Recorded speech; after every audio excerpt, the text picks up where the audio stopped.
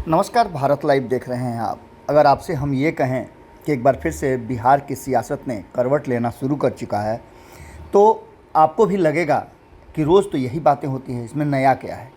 तो आज इसमें बिल्कुल नया है, और नया ये है कि नीतीश कुमार के जो बयान और बयानों में जो चेंजेज आया है, उसको लेकर के अब ये बातें कही जा रही हैं। और इसके साथ साथ जो तेजस्वी यादव के रुख में भी परिवर्तन हुआ है, उसे देख करके भी आपको अंदाज़ा लग सकता है कि बिहार में कुछ बड़ा होने वाला है।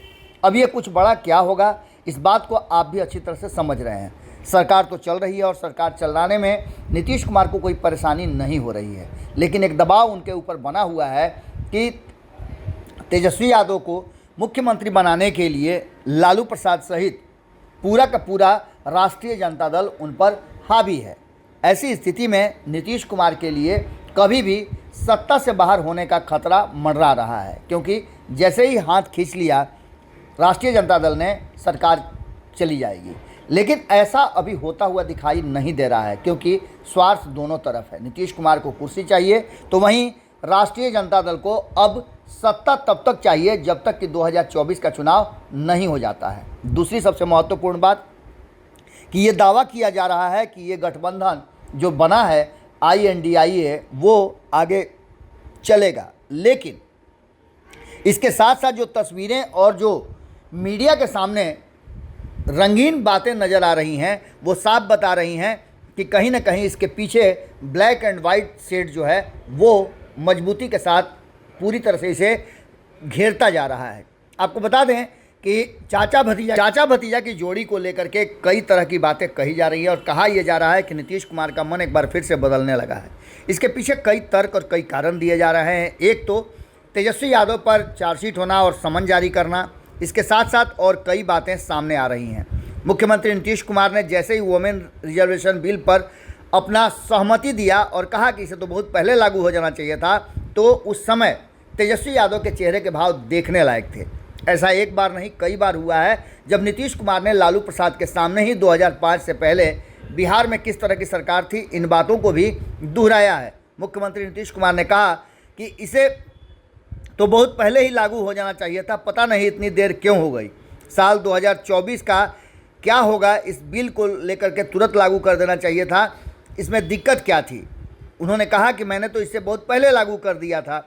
इन सारी बातों के साथ साथ आपको बता दें कि नीतीश कुमार से जब माकपा के महासचिव सीताराम येचुरी कल मिलने आए, उसके बाद से कई सवाल और खड़े हो गए। उनसे जब सवाल पूछा गया तो उन्होंने कहा कि इस पर अभी कुछ नहीं कहेंगे।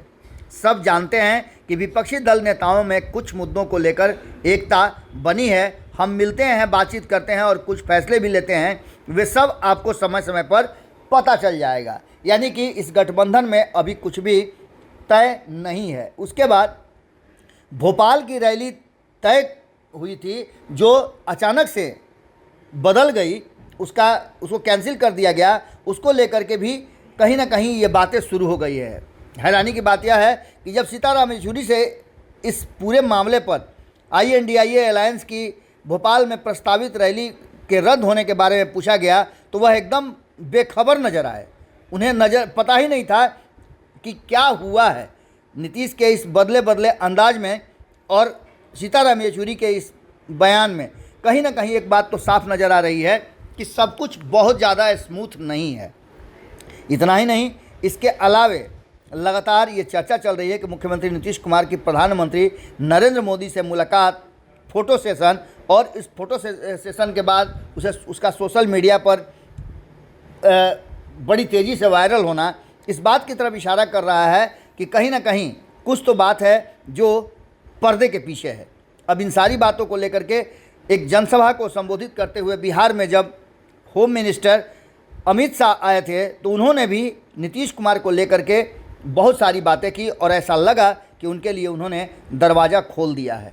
अब देखना दिलचस्प होगा कि आगे क्या कुछ होता है, लेकिन इतना तो तय है कि चाचा भतीजा की जोड़ी एक बार फिर से संदेह के दायरे में आ गई है, और ये भी कहा जा रहा है कि नीतीश तेजस्वी की जोड़ी टूटने का स्क्रिप्ट लिखा जा चुका है।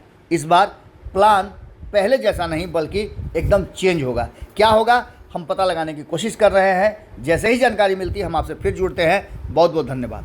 अगर ये वीडियो पसंद आई और वह बिहार के राजनीति और बिहारियत से सरोकार रखेनी तो सब्सक्राइब बटन दबा के चैनल के सब्सक्राइब कर ली। ओजे एगो घंटी बा, ओकरा बटन दबा देला से कुल सटीक और मारक खबर रुआ मुफ्त में मिल जाई।